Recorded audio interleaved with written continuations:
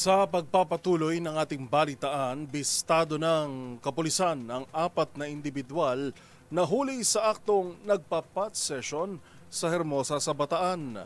Yan at ang iba pang rumarapidong balita mula sa probinsya, hatid ng iba't ibang istasyon sa ilalim ng MBC Media Group.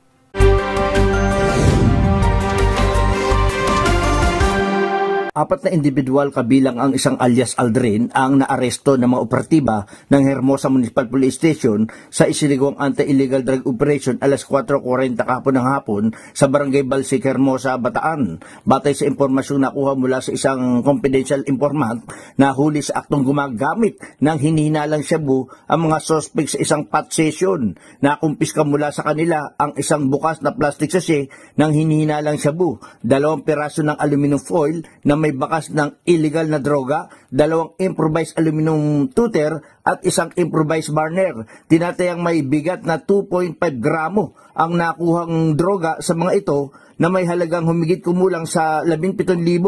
Ang mga suspect ay kasalukuyang nakakulong na sa Hermosa Municipal Police Station at maharap sa kasong paglabag sa Republic Act 9165 o ang Comprehensive Dangerous Drug Act of 2002. Para sa MBC TV Network News, RH37, Dani Kumilang, una sa Pilipinas, una sa Pilipino. Balita mula sa Davao City. Ipinahayag ng bagong talagang Regional Director ng Police Regional Office 11 na si Police Brigadier General Joseph Argilles ang kanyang plano na gamitin ang Artificial Intelligence o AI upang mapabuti pa ang response time at serbisyong pangkapulisan sa buong Davao Region. Sa kanyang unang araw sa pwesto, sinabi ni Argilles na magsasagawa siya ng konsultasyon sa mga eksperto sa teknolohiya upang pag-aralan kung paano epektibong maisasama ang AI sa mga operasyon ng kapulisan. Layunin niya malampasan ang kasalukuyang 3-minute response time target ng Philippine National Police, lalo na sa mga urban na lugar gaya ng Davao City. Ayon kay Argilles, ang paggamit ng makabagong teknolohiya at ang pagpapalakas ng presensya ng kapulisan sa mga komunidad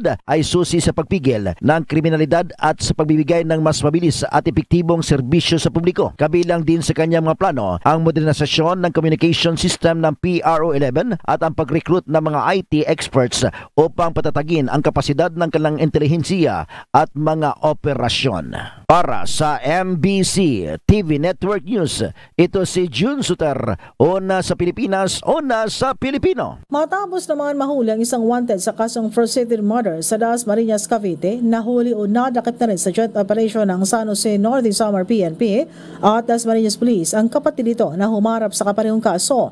Ang dalawa ay parehong wanted sa bayan ng San Jose Norte Samar. Taong 2010 pa ang kanilang warrant of arrest nitong magkapatid, ngunit nagtago ng matagal na panahon. Nadakip ito sa joint operation ng San Jose Municipal Police Station sa pamumuno ni Police Lieutenant Brittany Carl Magsalay, hipe ng pulisya, at ang Dasmariñas Component City Police Station.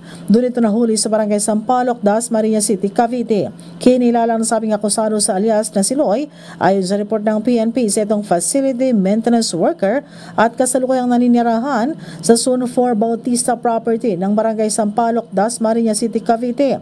Ang warrant of arrest ay nilabas ng Regional Trial Court H. Judicial Region Branch 19 Catarma Norte Samar noong March 8 pa taong 2010 at may piyansa naman na inilagak ang korte na nagkakalaga ng 200,000 pesos para sa pansamantalang kalayaan ng nasabing akusado.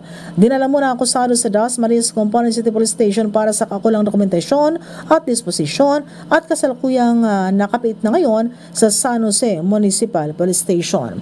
Mula sa MBC Network News, RH34 Jane Galit Bantayan ng DZRH, una sa Pilipinas, una sa Pilipino. Top most wanted person municipal level sa Sual, Pangasinan arestado. Hindi nakapalag ang top 1 most wanted person ng PNP Sual matapos masukol bandang alas 3 ng hapon sa kanyang pinagtataguan sa Barangay Darangering Orbis, Tondo, Pangasinan. Sa ulat ng Sualo ay si Chief of Police Major Jan Ramos ang naarestong suspect kay isang 22 anyos na binata, helper at residente ng Sitio Tambungan, Barangay Poblacion, Aguilar. Ang pagkaresto sa suspect ay sa bisa ng warrant of arrest na nilabas ng Regional Trial Court Lingayen sa kaso ng paglabag sa Republic Act 1083 New Anti-Kidnapping Law na may inirekomendang piyansa na 300,000 piso para sa pansamantala niyang kalayaan. Ang suspect ay nasa kustodiya ngayon ng Sual Police Station para sa kaukulang disposisyon.